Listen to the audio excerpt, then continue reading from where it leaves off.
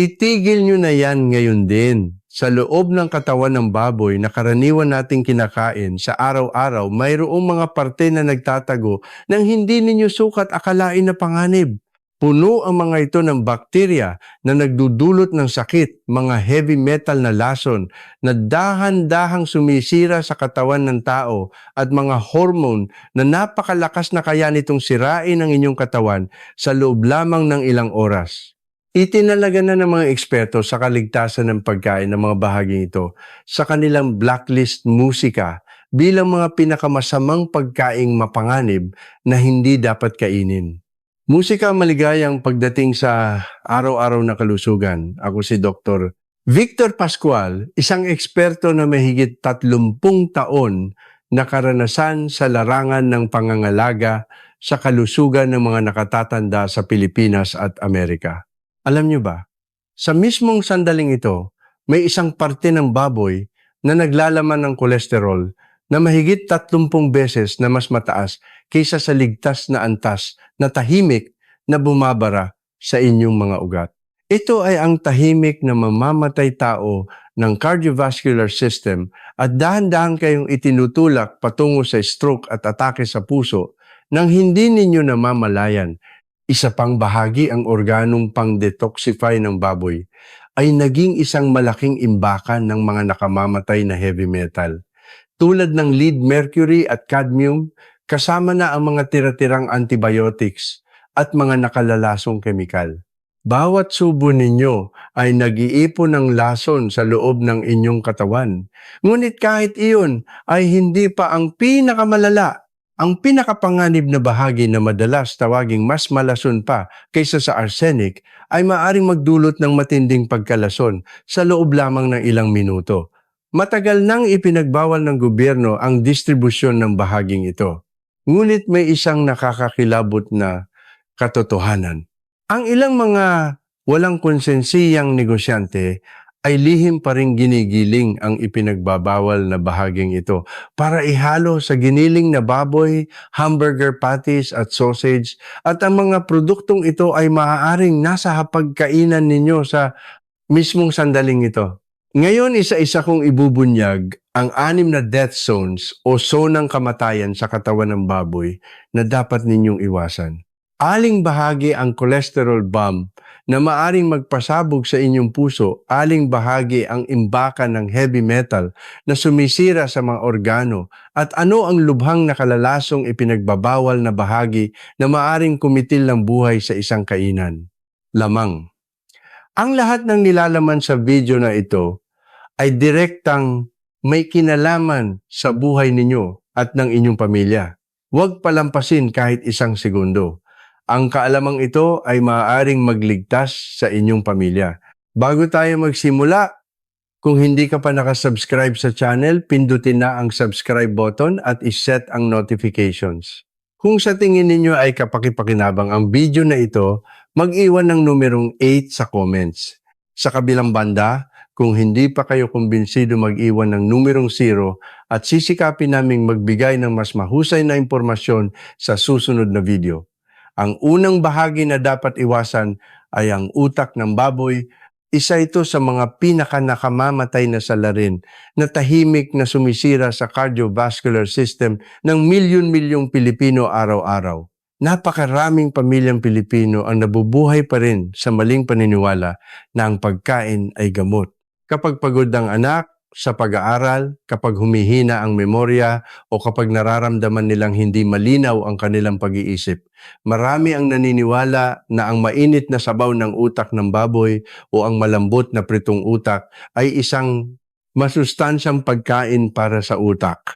Ngunit ito ang malupit na katotohanan. Dahan-dahan ninyong nilalason ang inyong sarili at ang inyong pamilya. Bagamat mukhang malambot at masarap, nagtatago ito ng napakataas na antas ng kolesterol na ikinagugulat ng mga doktor. Sa 100 gramo lamang o isang maliit na platito ng utak ng baboy, mayroon itong higit sa 2,500 milligrams na kolesterol. Ito ay mahigit 30 beses na mas mataas kaysa sa inirerekomendang pang-araw-araw na dami at mas mapanganib pa kaysa sa isang platito ng matabang adobo. Kung madalas kayong Kumain ng utak ng baboy dahil sa paniniwalang ito ay pampalusog para na rin ninyong tinatambakan ng kolesterol ang pader ng inyong mga ugat. Lalo na para sa mga may alta presyon, mataas na kolesterol at sakit sa puso, ang utak ng baboy ay parang lason. Ang mga nakamamatay na sakit tulad ng atherosclerosis, stroke at atake sa puso ay hindi basta-basta dumarating.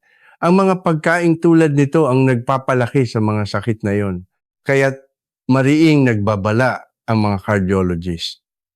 Ang mga pasyenteng ito ay dapat iwasan ang utak ng baboy na parang lason. Ngunit hindi dito nagtatapos ang panganib. Bukod sa kolesterol, napakataas din ng purine content ng utak ng baboy. Para sa mga taong may gout, ang salitang purine ay katumbas ng takot. Isang subo lang ng utak ng baboy ay sapat na para magdulot ng matinding atake sa kasukasuan. Ayon din sa ilang pag-aaral, may posibilidad na maipon ng mga heavy metal sa utak ng baboy. Kung ang baboy ay lumaki sa isang kontaminadong kapaligiran ng lead at mercury, ay maaaring maipon sa utak sa pamamagitan ng daloy ng dugo. Gayunpaman, kung ang karne ay binili sa pamamagitan ng mga opisyal at autorisadong channel ng distribusyon, mababa ang panganib ng biglaang pagkalason. Ngunit ang pinakamalaking panganib na dapat ninyong bantayan ay ang cholesterol bomb na naghihintay na sumabog sa loob ng inyong mga ugat sa mismong sandaling ito. Sa kabutihang palad, ipinakita ng mga kamakailang pag-aaral sa nutrisyon na ang dietary cholesterol ay hindi ganap na nakakaapekto sa blood cholesterol.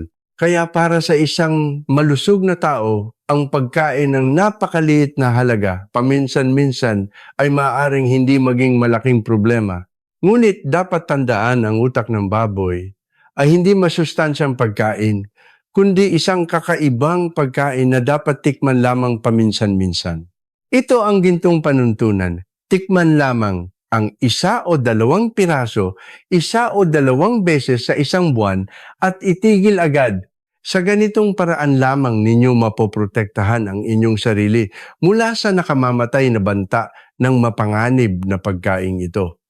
Susunod, ang pangalawang mapanganib na bahagi na ating haharapin ay ang atay ng baboy. Bilang pinakamalaking organong pang-detoxify sa katawan ng baboy, matagal na itong itinuturing na masustansyang pagkain na nagpapalakas ng dugo at nagpapalinaw ng mata.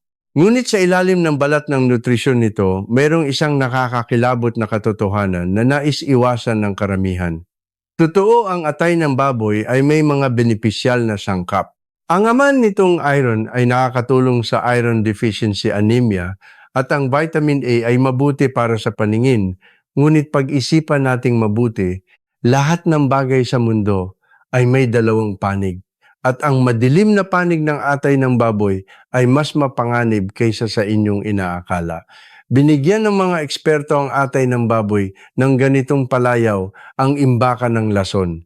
Kailangan nating maunawaan ng tama ang katotohanan.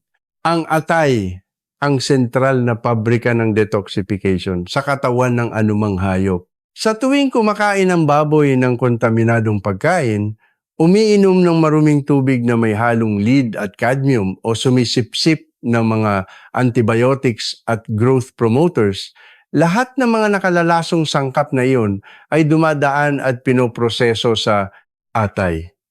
At dito nagsisimula ang katatakutan. Habang nilalabanan ng atay ang mga lason na ito, ang ilang mga sangkap na hindi nito kayang alisin ay nagsisimulang maipon sa sarili nitong mga tissue. Habang dumarami ang mga ito, ang atay mismo ay nagiging isang imbakan ng lason. Hindi ito simpleng haka-haka. Ayon sa daan-daang independenteng pagsusuri sa pagkain ng mga atay ng baboy na ibinebenta sa merkado, ay naglalaman ng mas mataas na antas ng heavy metal kumpara sa karaniwang karne ng baboy. Kung madalas pa rin kayong kumakain ng atay ng baboy sa malalaking dami, ang mga naipong lason na iyon ay dahan-dahang papasok sa inyong katawan, sisirain ang inyong mga bato kidneys at maaring humantong sa hindi na malulunasan na pagkabigo ng bato. Hindi ito eksaherasyon kundi isang katotohanan na may libu-libong biktima na naitatala bawat taon. Ngunit hindi dito nagtatapos ang bangungot. Ang antas ng kolesterol sa atay ng baboy ay nasa warning level. Sa 100 gramo lamang umaabot ito sa 300 milligrams na ikinategorya bilang isang high cholesterol na pagkain. Sa bawat sobrang pagkain ninyo ng atay, nagdaragdag kayo ng isa pang mabigat na pasanin sa inyong mahina ng cardiovascular system. May isa pang panganib na binabaliwala ng marami ang pagkalason sa vitamin A. Ang aman sa vitamin A ng atay ng baboy ay maganda pakinggan, ngunit kapag sobra ang benepisyo nito ay agad na nagiging nakamamatay na lason.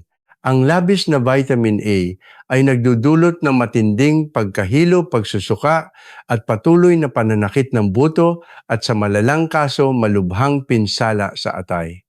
Isang kabalintunaan na ang atay ng baboy na kinain ninyo para sa kalusugan ng inyong atay ay siya pa palang sisira dito. Kung gayon, dapat bang wag na talagang kainin ang atay ng baboy? Hindi. Maaari itong kainin, ngunit kailangan ninyong sundin ang 3 panuntunan para sa buhay. Una, bumili lamang ng mga produktong may malinaw na pinagmulan.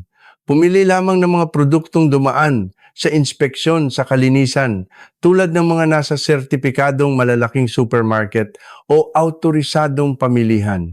Ang pagbili ng atay na hindi malinaw ang pinagmulan para lang makatipid ng ilang daang piso ay pagtataya ng inyong buhay. Pangalawa, kontrolin ang dami na parang lason. Ang isang malusog na matanda ay dapat kumain lamang ng 1 beses sa 1 linggo at hindi hihigit sa 1 o 2 piraso bawat kain. Kahit na inirekomenda ng doktor dahil sa anemia o kakulangan sa vitamin A, laging tandaan tamang-tama lang, hindi labis, hindi kulang. Pangatlo, ang proseso ng pagluluto ay dapat maging masinsinan na parang pag-aalis ng lason. Hugasan itong mabuti sa umaagos na tubig at ibabad ng maraming beses sa tubig na may asin para maalis ang mga dumi at dugo. Hiwain ito ng manipis banlawan ulit ng 2 o 3 beses at tiyaking luto itong mabuti. Ang sapat na pagluluto sa mataas na temperatura ay makakatulong na patayin ang mga natitirang mikrobyo at lason. Tandaan, ang atay ng baboy ay hindi isang ordinaryong pagkain na basta-basta na lang kinakain. Ito ay isang high risk na pagkain. Isang pagkakamali lang ay maaaring mag-alis ng kalusugan ninyo at ng inyong pamilya. Ngayon tumungo tayo sa ikatlong bahagi. Sa pagkakataong ito, isang nakamamatay na panganib na nakabalat kayo bilang masustansyang pagkain ang bato kidney ng baboy. Lalo na sa mga kalalakihan nito ay sinasamba bilang isang pagkaing pampalakas na kilala sa pagpapabuti ng sigla. Ngunit ang katotohanan ay nakakagulat. Ang bato ng baboy na pinaniniwalaan at kinakain ninyo ay sa katunayan isang imbakan ng lason at isa pang hormonal bomb na hindi alam kung kailan sasabog. Kailangan nating harapin ang tunay na papel ng bato ng baboy. Ang mga bato ang pangunahing organo na sumasala sa mga dumi at lason sa katawan. Ang bato ng baboy ay gumagana 24 oras. Sa isang araw sinasala ang mga nakalalasong sangkap sa dugo. Ngunit sa prosesong ito, ang mga heavy metal, lalo na ang cadmium, isa sa mga pinakapanganib na lason ay direktang naiipon sa mga tissue ng bato. Pinatunayan na to ng mga siyentipikong pag-aaral. Ang mga bato ng baboy ay naglalaman ng mas mataas na konsentrasyon ng cadmium kumpara sa karaniwang tissue ng kalamnan. Kung madalas pa rin kayong kumakain ng bato ng baboy sa pag-asang mapapalakas nito ang inyong sigla at bato nagdadala kayo ng sakuna sa inyong sarili. Hindi lamang sinisira ng cadmium ang mga bato, kundi sinisira rin nito ang kakayahang magparami ng mga lalaki. Ito ay isang malupit na kabalintunaan sa paghahangad na palakasin ang sigla, nawawala pa ang kakayahang magkaanak. Bukod pa rito, tulad ng atay, napakataas din ng nilalaman ng kolesterol at purine sa bato ng baboy.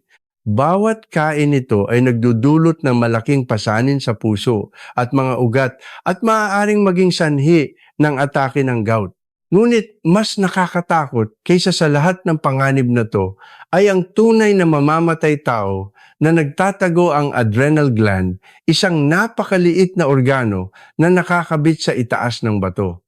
Ang adrenal gland ay isang maliit at sulok na organo na matatagpuan sa itaas na bahagi ng bato ng baboy. Huwag itong maliitin dahil sa laki nito. Ito ay isang pabrika ng hormon kung saan ginagawa ang mga makapangyarihang hormon tulad ng adrenaline. Ang problema kapag ang adrenal gland na ito ay hindi ganap na naalis sa proseso ng pagkatay at nananatiling nakakabit sa bato, isang sakuna ang mangyayari. Ang adrenaline ay isang napakatatag at heat-resistant na sangkap. Gaano man katagal pakuluan, prituhin o ihawin, hindi ito nasisira. Kaya't sa sandaling kainin ninyo ito, nasisipsip ito sa inyong katawan at nagsisimula ang isang hormonal storm. Isipin ninyo ang sandaling iyon. Ang inyong puso ay kumakabog na parang sasabog. Ang inyong presyon ng dugo ay tumataas. Nahihilo kayo, pinagpapawisan ng malamig at nagsusuka. Ang inyong mga kamay at paa ay namamanhid at ang inyong katawan ay naninigas. Ito ay maaaring mangyari sa loob lamang ng ilang minuto, lalo na para sa mga may alta presyon o sakit sa puso. Ang biglaang hormonal shock na ito ay katumbas ng isang hatol na kamatayan. Maaaring biglang mangyari ang stroke o atake sa puso at maaari kayong mamatay bago pa man makarating sa ospital. Dahil dito, matagal nang ipinagbawal ng gobyerno ang paggamit ng adrenal glands ng hayop. Dapat itong putulin sa mga katayan at hindi dapat ipamahagi sa merkado. Ngunit ang katotohanan ay hindi lahat ng katayan ay mahigpit na sumusunod sa regulasyong ito. Kaya kung talagang gusto ninyong kumain ng bato ng baboy, laging tandaan ang mga babalang ito. Una, bumili lamang ng mga produktong galing sa mga sertipikadong katayan.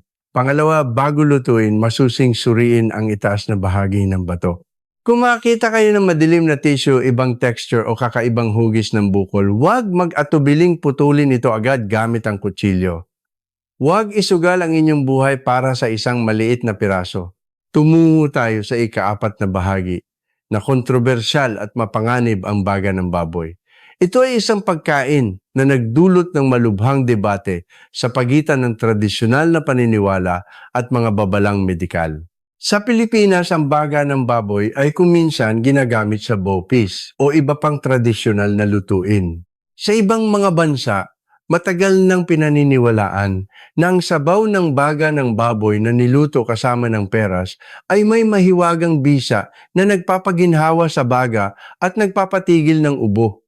Daan-daang pamilya ang nagpasa-pasa sa recipe na ito na parang isang kayamanan. Ngunit kasabay nito, mariing tumututol ang komunidad ng medikal. Tinatawag ang baga ng baboy na isang biological vacuum cleaner at nagbabala sa mga panganib nito. Ang katotohanan ng mga baboy ay humihinga sa isang kapaligiran na puno ng alikabok, dumi at bakterya habang naghuhukay sila sa lupa gamit ang kanilang mga nguso. Kung gayon, gaano karaming alikabok na kalalasong sangkap at mikrobyo ang naiipon sa kanilang mga baga? Siyempre, ang mga baga ng baboy na pinalaki sa isang malinis na kapaligiran ay maaaring mas malinis kaysa sa inaakala. Ngunit huwag magpalinlang sa katotohanan iyon. Ang tunay na panganib ay hindi lamang simpleng kontaminasyon, kundi ang mga hindi nakikitang mikrobyo na nagtatago sa loob. May isang katotohanan na binabaliwala ng marami, tulad ng mga tao, ang mga baboy ay maaring magkaroon ng mapanganib na mga sakit sa respiratoryo. Kabilang dito ang acute pneumonia, tuberculosis at iba't ibang impeksyon sa paghinga. Kapag nagkasakit ang baboy ng ganito, mga virus at bakterya ay pumapasok ng malalim sa baga, nagdudulot ng pinsala na hindi nakikita ng mata. Kung aksidente kayong makabili ng baga mula sa isang may sakit na baboy, isang pangyayaring hindi bihira sa merkado, gaano man katagal at kataas ang temperatura ng pagpapakulo, maaaring hindi nito ganap na maalis ang mga heat-resistant na bakterya na malalim na nakatago sa komplikadong istruktura ng baga. Ngunit hindi diyan nagtatapos ang bangungot. May isa pang nakakatakot na panganib, malubhang kontaminasyon sa proseso ng pagkatay at paglilinis. Kapag nililinis ang baga ng baboy, malakas na tubig ang ini-inject sa trakya para maalis ang dugo na isang nakamamatay na two-edged sword. Kung ang prosesong ito ay hindi ginawa ng maayos at malinis, kung ang tubig na ginamit ay hindi malinis, o kung ang mga kagamitan ay hindi ganap na na-sterilize, bilyon-bilyong bakterya mula sa labas ang mai-inject ng malalim sa baga. Sa puntong ito, ang baga ng baboy ay hindi na isang sangkap sa pagluluto, kundi isang bacteria bomb na sasabog sa loob ng inyong tiyan. Kung nais nyo pa rin gumawa ng sarili ninyong sabaw ng baga ng baboy sa bahay, ito ay literal na isang malaking proyekto. Kakailanganin ninyong hayaang umagos ang malakas na tubig ng ilang oras at hugasan ito ng paulit-ulit. Kailangan ninyong ganap na alisin ang dugo at plema sa loob ng baga. Kailangan ninyong ulitin ito hanggang ang kulay ng baga ay magbago mula sa matingkad na pula patungo sa puti para lamang maabot ang pangunahing antas ng kalinisan. Isang pagkakamali, isang hakbang na pinalampas ay maaaring magbanta sa inyong kalusugan. Kapansin-pansin na sa Estados Unidos at maraming iba pang mauunlad na bansa, matagal nang ipinagbabawal ng batas ang pagbebenta ng baga ng baboy sa mga tao. Hindi ito isang arbitraryong hakbang, kundi dahil malinaw na napatunayan ng siyentipikong pananaliksik ang mga panganib ng baga. Ngunit sa Pilipinas, ang baga ng baboy ay legal pa ring ibinebenta bilang isang sangkap sa pagkain. Ito ang dahilan kung bakit may mga alalahanin tungkol sa kaligtasan ng pagkain. Kung gayon, ganoon ba talaga kapanganib ang baga ng baboy? Ang sagot ay ito, hindi lahat ng baga ng baboy ay mapanganib, ngunit hindi ito dapat bilhin sa kahit saang palengke at basta na lang pakuluan at kainin. Kung kayo o ang inyong pamilya ay nais pa rin kumain nito, dapat tandaan ang 3 panuntunan para sa buhay. Kung makaligtaan ninyo ang isa, isinusugal ninyo ang inyong buhay. Una, tiyakin ang pinagmulan. Bumili lamang sa mga katayan na may lisensya sa kalinisan o sa mga malalaking supermarket na nakapasa sa inspeksyon. Huwag na huwag bibili ng baga sa mga palengke na hindi malinaw ang pinagmulan. Pangalawa, linising mabuti. Hugasan ito ng paulit-ulit at patuloy na mag-inject ng tubig sa trakya hanggang sa pumuti ang baga. Ito ang pinakamahalagang linya ng depensa. Pangatlo, lutuing mabuti. Tiyaking pakuluan ito ng sapat at huwag na huwag kainin ng hilaw o kalahating luto. Ito ang huling pagkakataon para maalis ang mga mikrobyo. Tandaan, ang baga ng baboy ay isang napakataas na risk na sangkap sa pagkain. Hindi ito isang pagkain na maaaring kainin ng kahit sino kahit kailan. Laging mag-ingat sa pagpapasya. Ngayon tumungo tayo sa ikalimang bahagi. Marahil ang pinaka-kontrobersyal at mapanganib na bahagi sa aspeto ng kalinisan, ang bitukang malaki ng baboy. Ito ay isang bangungot sa kalinisan na kinatatakutan ng lahat ng mga eksperto sa food hygiene. Mahilig ang mga Pilipino sa mga pagkaing tulad ng inihaw na bituka, ngunit hindi marami ang nakakaalam na kung hindi ito nalinis ng maayos milyon-milyong bakterya at parasito, ang maaring manatiling buhay. Ito ang nakakakilabot na katotohanan na dapat ninyong malaman. Ang bitukang malaki, sa madaling salita, ay ang huling daanan ng baboy. Dito dumadaan ang mga tira-tirang pagkain at dumi bago ilabas sa katawan. Isipin ninyo kung gaano karaming dumi, lason at bakterya ang dumidikit sa mga pader nito araw-araw, oras-oras. Ang bitukang malaki ay isang paraiso para sa maraming pathogenic bacteria at parasito.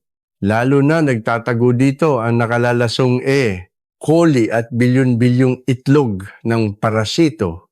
Kung kakain kayo ng bitukang hindi ganap na luto, ang resulta ay agad na mararamdaman.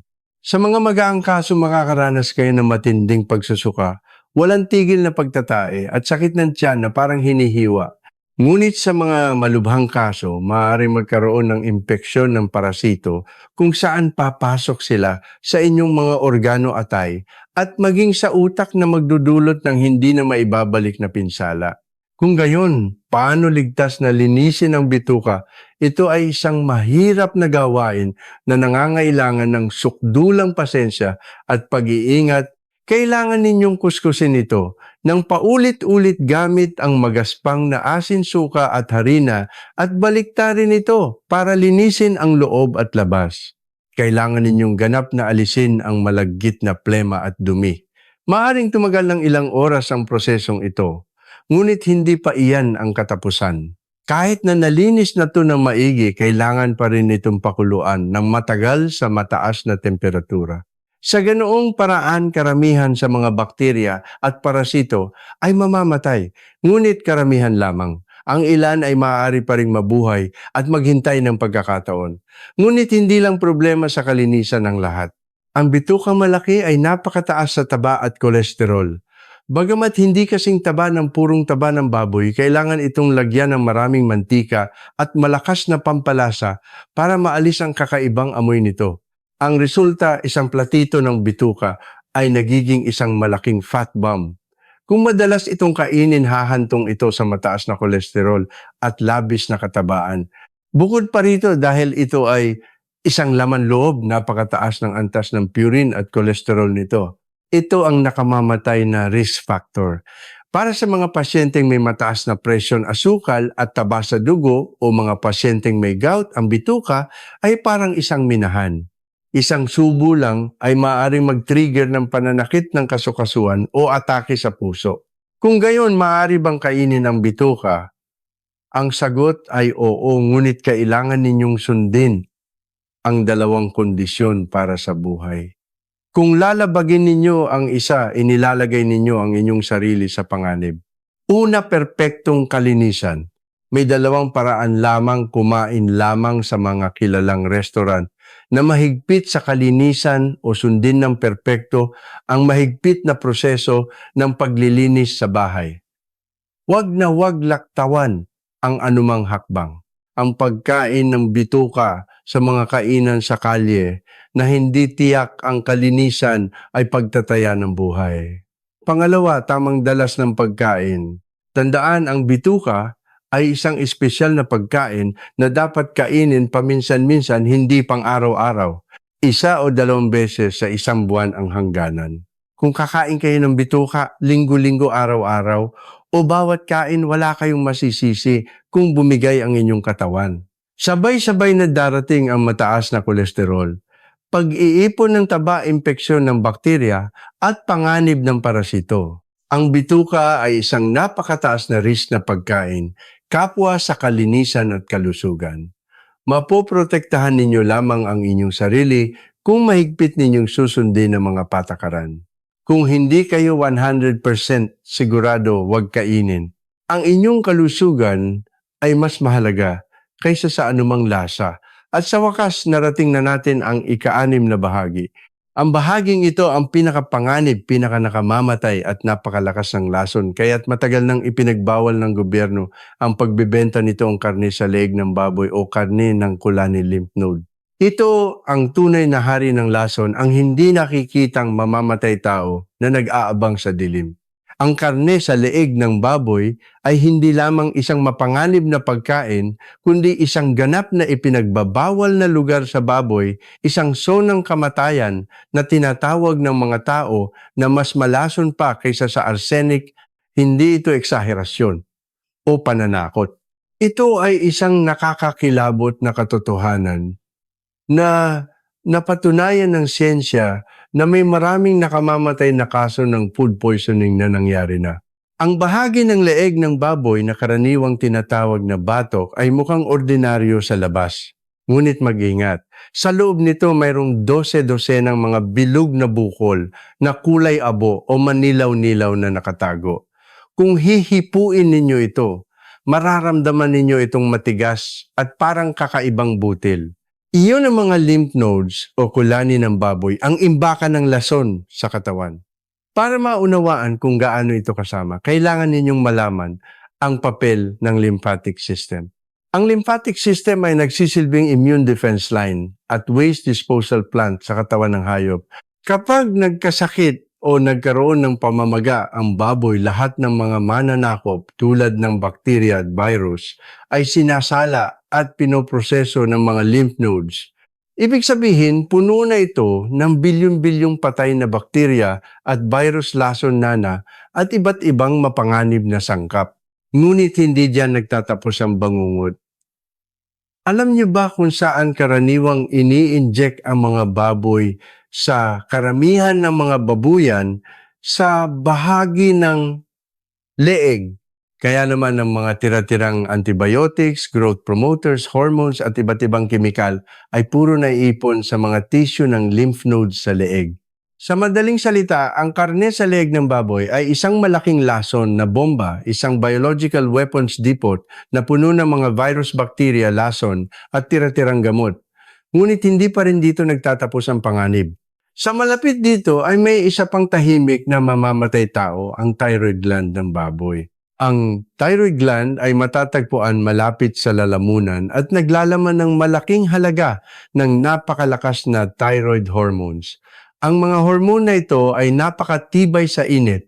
Gaano man ito pakuluan sa 100 degrees iprito sa mantika o palambutin sa pressure cooker, halos hindi nasisira ang mga hormone na ito at nananatiling buhay. At sa ganoong estado, naghihintay ito ng pagkakataong makapasok sa inyong katawan. Isipin ninyo ang isang nakakatakot na sitwasyon. Kung may kumain ng ilang gramo lamang ng thyroid gland ng baboy, para na rin siyang direktang nag-inject ng isang napakalakas na hormonal shot sa kanyang dugo. Ang resulta ay mabilis at malupit. Ang puso ay magsisimulang tumibok ng napakabilis, ang ulo ay sasakit na parang mabibiyak, hindi makatulog at makakaramdam ng pagkabalisa at pag-aalala. Ang buong katawan ay babasain ng malamig na pawis at sa malalang kaso maaaring magdulot ito ng pangingisay, pagkawala ng malay at pagkamatay sa loob ng ilang oras. Sa katunayan, noong nakaraan may ilang insidente ng mass poisoning dahil sa aksidenteng pagkain ng thyroid gland ng baboy kung saan 12 ng tao ang sabay-sabay na isinugod sa ospital at ang ilan ay namatay. Dahil sa nakamamatay na panganib na ito, mahigpit na itinakda ng gobyerno na sa opisyal na proseso ng pagkatay ang mga lymph nodes at thyroid gland ng baboy ay dapat ganap na alisin at itapon bilang mapanganib na basura. Ang mga bahaging ito ay ganap na ipinagbabawal na ipamahagi at ibenta bilang pagkain. Ngunit dito nagsisimula ang tunay na takot. Sa katotohanan, mayroon pa ring mga walang konsensiyang negosyante dahil sa paghahangad ng pera. Bumibili sila ng malalaking volume ng ipinagbabawal na karne sa leeg at kulani mula sa mga ilegal na katayan sa murang halaga. At pagkatapos ginigiling nila ito at inihahalo sa normal na karne ng baboy para gawing siomai, hamburger, sausage, longganisa at iba pang processed meat products. Ang mga lason ng kamatayan na ito, sa mismong sandaling ito, ay maaaring kumakalat sa merkado nang walang anumang paghihigpit at napupunta sa inyong hapagkainan. Kung gayon, paano natin mapoprotektahan ang ating pamilya mula sa nakamamatay na panganib na ito? Dapat ninyong tandaan ang mga sumusunod na panuntunan para sa buhay. Una, bumili lamang ng karne sa mga pinagkakatiwalaang supermarket, tradisyonal na pamilihan o malalaking distributor na may opisyal na inspeksyon at sertipikasyon sa kalinisan. Iwasan ang mga nagtitinda sa kalye na hindi malinaw ang pinagmulan o mga lugar na hindi normal ang kababaan ng presyo. Pangalawa, huwag magpalinlang sa murang karne. Ang giniling na karne o processed foods na napakamura kumpara sa presyo sa merkado ay isang red flag. Ang kasabihan kung masyadong maganda para maging totoo, malamang hindi nga ay 100% totoo sa kaligtasan ng pagkain. Pangatlo, matutong kilalanin ang magandang karne. Ang normal na karne ng baboy ay may matingkad na kulay rosas o mapusyaw na pula na babanat at makintab. Ngunit kung ang kulay ay madilim o kulay abo malambot o may mga butil o bukol na kulay abo o dilaw sa hiwa, agad na wag itong bilhin. malaki ang posibilidad na iyon ay lymph node o thyroid gland. Tandaan ng karne, sa leeg at kulani ng baboy ay hindi lamang mababang kalidad na karne. Ito ay isang lubhang mapanganib na nakalalasong sangkap, isang biological weapon na maaaring makapinsala sa tao. Isang pagkakamali lang ay maaaring gawing trahedya ang hapagkainan ng inyong pamilya. Laging maging mapagmatyag at magpasya ng may katalinuhan para protektahan ang buhay ng mga mahal ninyo sa buhay. Mga kaibigan, matapos nating talakayin ang 6 na mapanganib na bahagi ng baboy na araw-araw na kinakain ng maraming pamilyang Pilipino nang walang kamalay-malay nakatanggap ako ng daan-daang mensahe. Ang pinakamadalas na tanong na nagpag-isip sa akin ng malalim ay ito, Doktor. Paano po ito hinahawakan sa mga mauunlad na bansa tulad ng Amerika, Japan at Europa? Parehong karne ng baboy. Bakit mas panatag silang kumain kaysa sa atin? Mga kaibigan, ang tanong na ito ay nagpuyat sa akin ng maraming gabi. Dahil ang sagot ay hindi kasing simple ng inaakala. Inilalantad ng isyong ito ang isang malungkot na katotohanan. Habang ang mga makapangyarihang bansa sa mundo ay nakabuo na ng mga sistema para sa mahigpit na pamamahala sa kaligtasan ng pagkain sa ating minamahal na Pilipinas. Isa sa mga mas modernisadong bansa sa Asia, mayroong pa ring mga butas kung saan maaaring pumasok ang panganib. Sa pamamagitan ng mga butas na iyon araw-araw na pumapasok ang panganib sa inyong hapagkainan. Ngayon bilang isang taong nag-aral at nagtrabaho ng mahigit 30 taon sa Pilipinas at Amerika, nais ko kayong isama sa isang espesyal na paglalakbay. Papasok tayo mismo sa mga katayan sa Amerika, Japan at Europa para makita kung anong mga pagsisikap ang kanilang ginagawa para sa kaligtasan ng kanilang mga mamamayan. At ikukumpara natin ang kanilang mga sistema sa katotohanan sa Pilipinas para mahanap ang mga aral na dapat nating matutunan. Magsimula tayo sa Amerika na ipinagmamalaki ang isa sa mga pinakamahigpit na sistema ng pamamahala sa kaligtasan ng pagkain sa mundo. Ang kagawaran ng agrikultura ng Estados Unidos USDA ay hindi lamang gumagawa ng mga regulasyon, kundi naglalagay din ng mga resident inspector sa bawat katayan. Mahirap paniwalaan, ngunit ini-inspeksyon nila ang 100% ng mga katayan at sinusuri ang bawat isang baboy ng walang palya. Ang proseso ng inspeksyon ay nahahati sa 3 yugto bago ang pagkatay, habang nagkakatay at pagkatapos ng pagkatay. Bawat yugto ay may nakatalagang inspektor na masusing nagbabantay sa buong proseso. Kung may makitang kahit isang maliit na pigsa o isang batik na may ibang kulay ang baboy na yon, ay agad na itinatapon. Walang kahit isang exempted. Lalo na ipinagbawal na ng Amerika ang pagbebenta ng baga ng hayop mula pa noong 1971.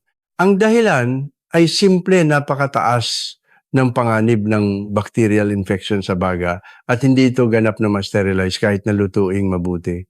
Ang desisyong ito ay ginawa pagkatapos ng maraming taon ng pananaliksik at pagsusuri sa mga kaso ng food poisoning. Bukod pa rito, ang thyroid at adrenal glands ay dapat putulin at sunugin tulad ng medical waste. Tama po itinuturing itong tulad ng ginamit na hiringgilya o kontaminadong gasa. Ipinagbabawal ang anumang uri ng muling paggamit. May isa pa akong hinangaan, ang traceability system. Bawat baboy ay binibigyan ng isang natatanging numero mula sa kapanganakan na parang isang pasaporte ng hayop. Ang estado ng California sa Amerika ay gumagamit na ng teknolohiyang blockchain para ganap na maiwasan ang pamemeke ng impormasyon. Kung may maganap na problema sa loob ng 24 na oras, matutunton ang eksaktong pinagmulan at lahat ng kaugnay na produkto ay babawiin. At ano naman ang parusa sa paglabag? Ang multa ay mula milyong-liyo hanggang 5,000 sapat na para malugi ang isang kumpanya. Kung may masawi, may kasamang hanggang 3 taong pagkakakulong at permanenteng pagsasara ng negosyo. Sa harap ng ganitong mabigat na parusa, Sino ang maglalakas loob na gumawa ng illegal? Sunod pumunta tayo sa Japan. Iba ang kanilang diskarte ngunit mas kahanga-hanga ang kanilang filosofiya. Sa Japan, merong konsepto ng zero defect na hindi lamang isang slogan kundi isang kulturang nakatanim sa bawat manggagawa sa industriya ng pagkain. Hindi sila pumapayag sa kahit isang malit na pagkakamali dahil naniniwala silang isang malit na kapabayaan ay maaaring magdulot ng hindi na maibabalik na kahihinatnan. Mula pa sa yugto ng pag-aalaga, lahat ng baboy ay sumasailalim sa lingguhang pagsusuri sa kalusugan at ang mga detalyadong talaan ay masusing idinodokumento. Lahat ng kinain na pagkain ng baboy ininom na tubig, sintomas ng sakit at kasaysayan ng paggamot ay nakatala. Ang paggamit ng hormones ay ganap na ipinagbabawal. Ang antibiotics ay pinapayagan lamang sa pinakamaliit na dami kapag talagang kinakailangan. Sa yugto ng pagkatay, muling sinusuri ng isang veterinaryo ang kalagayan bago payagang katayin ng mga nakapasang baboy. 16 na organo at bahagi ang ikinategorya bilang high risk at inaalis. Kabilang dito ang karne sa leeg at lymph nodes ay ganap na ipinagbabawal. Kahit ang distribusyon ay imposible. Nagtalaga pa ang Japan ng mga inspektor na para lamang sa bahagi ng leeg ng baboy at gumagamit ng mga advanced scanner para matukoy ang anumang natitirang lymph tissue.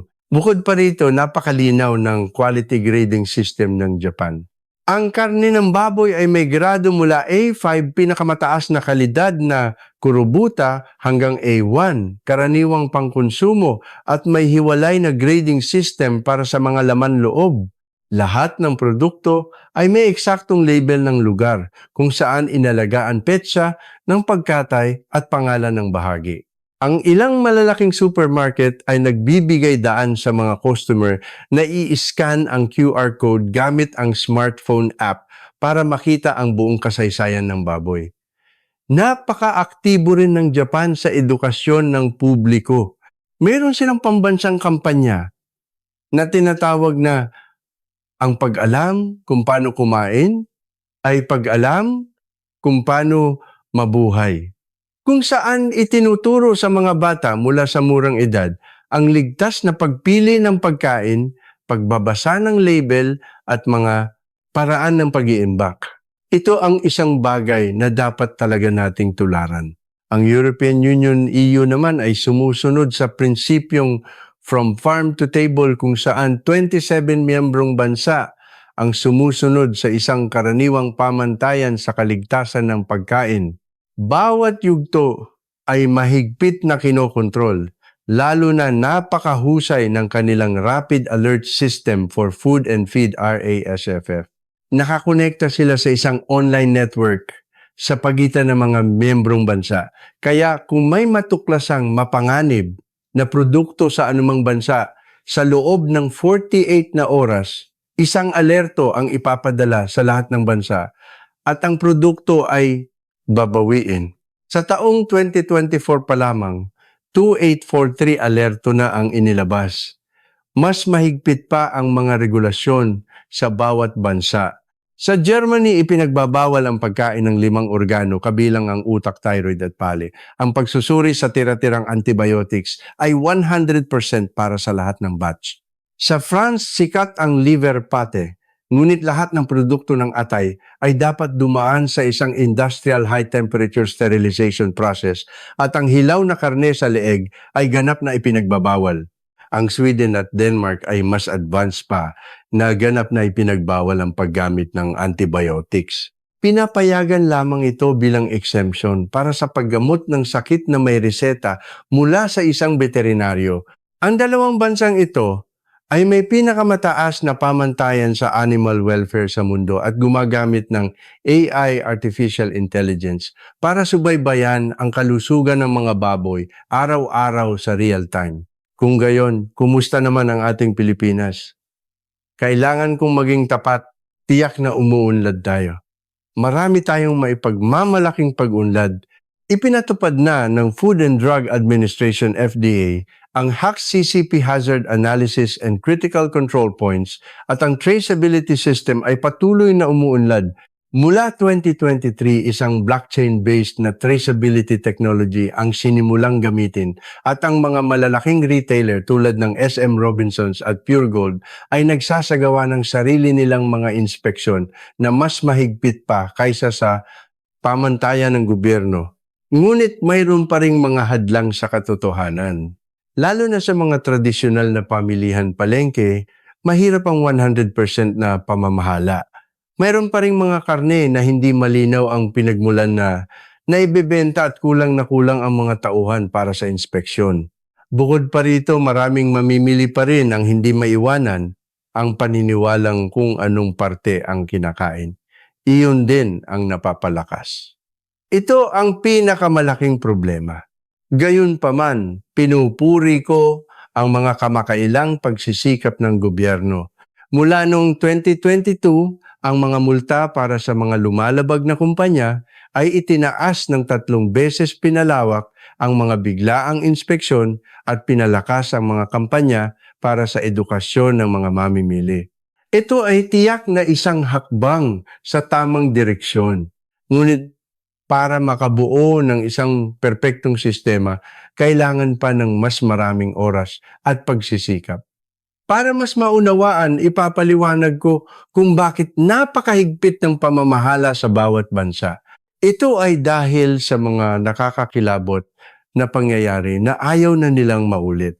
Noong Marso, sa isang restaurant sa isang karatig bansa, sa Asia naghain sila ng karne mula sa leeg ng baboy. Ngunit ang problema ay hindi naalis ang thyroid gland. Ang resulta ay kalunos-lunos. Sa gabing iyon pa lamang 17 katao ang isinugod sa emergency room. Ang mga sintomas ay nakakatakot.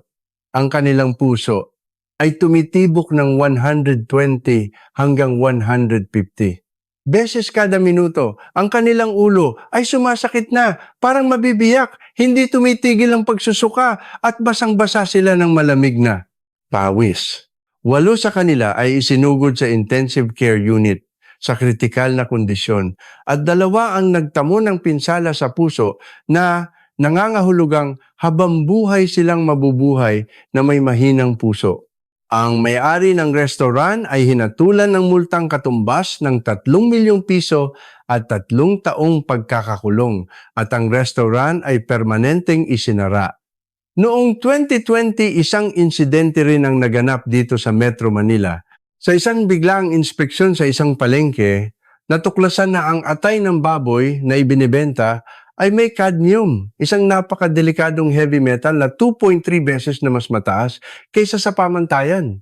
Sa investigasyon nalaman na ang baboy ay galing sa isang babuyan, malapit sa isang industrial complex at ang basurang tubig mula sa isang pabrika ng baterya sa paligid ay humalo sa inuming tubig ng mga baboy. Tinatayang humigit kumulang 300 katao ang kumain ng atay ng baboy na ito sa loob ng 6 na buwan. Sa kabutihang palad, walang namatay ngunit maraming tao ang nagtamo ng talamak na pinsala sa bato at nangangailangan ng habambuhay na paggamot at pangangalaga. Ikinukwento ko ang mga ito hindi para takutin kayo. Hindi ito kwento mula sa malayong lugar o eksaherasyon. Ito ay mga trahedyang tunay na nangyari sa mga ordinaryong tao. Dahil sa mga aral na isinulat sa dugo, nakabuo ang Amerika, Japan at Europa ng mga napakahigpit na sistema sa kaligtasan ng pagkain. Malinaw ang resulta ng ating paglilibot sa mundo. Ang Amerika, Japan at Europa ay may napakahigpit na kontrol at bagamat umuunlad ang Pilipinas taon-taon, mayroon pa ring mga bahaging kailangang pagbutihin. Ang pinakamalaking aral na nais kong ibahagi sa inyo ay ito, hindi tayo maaring umasa ng 100% sa sistema. Ang mga mamimili mismo ang dapat na kayang protektahan ang kanilang sarili. Hanggat hindi pa perpekto ang sistema, ang tanging magagawa ninyo ngayon ay magkaroon ng praktikal na kaalaman para makilala ang ligtas na karne ng baboy. Kung gayon, paano ninyo ito makikilala sa harap ng meat section? Makikilala ba ninyo ang maganda at masamang karne gamit ang inyong mata at ilong? Anong mga gintong tip ang maaaring magligtas sa inyo mula sa nakamamatay na panganib? Ang mga sikretong iyon ay idedetalye ko sa susunod na bahagi mga praktikal na kasanayan para protektahan ang kalusugan ng inyong pamilya na maaaring gawin ng sino man anuman ang edad simula ngayon. Sa puntong ito, natapos na nating suriin ang 6 na mapanganib na bahagi ng baboy. Ito ay mga bahaging dapat iwasan o kainin ng may sukdulang pag-iingat. Mula sa utak ng baboy na napakataas sa kolesterol, ang atay na imbaka ng heavy metal ang bato, na may hormonal bomb ng adrenal gland ang baga, na puno ng mikrobyo ang bitukang malaki, na pinakamasama sa kalinisan, at ang karne sa leeg, na tinaguri ang hari ng lason at ipinagbabawal ibenta. Lahat ng impormasyong ito ay hindi para takutin kayo, kundi para magbigay ng mahahalagang kaalaman upang maprotektahan ang kalusugan ninyo at ng inyong pamilya. Tandaan, hindi kailangang iwasan ng lahat, ngunit dapat siguraduhing bumili sa mga mapagkakatiwalaang pinagmulan. Kontrolin ang dami ng kinakain at lutuin ito ng tama. Kung nakatulong ang video na ito, pakipindot ang like at share para malaman din ng inyong pamilya at mga kaibigan ang mahalagang impormasyong ito. At mag-subscribe at i-on ang notifications para hindi makaligtaan ang susunod na impormasyon tungkol sa kalusugan. Iwanan ang inyong mga saloobin o tanong sa comment section sa ibaba. Sasagutin ko ito ng direkta sa susunod na video. Maraming salamat po sa panonood. Naway maging malusog at payapa kayo at ang inyong pamilya at naway masiyahan kayo sa isang ligtas at masarap na hapagkainan araw-araw. Magkita-kita tayong muli sa susunod na video.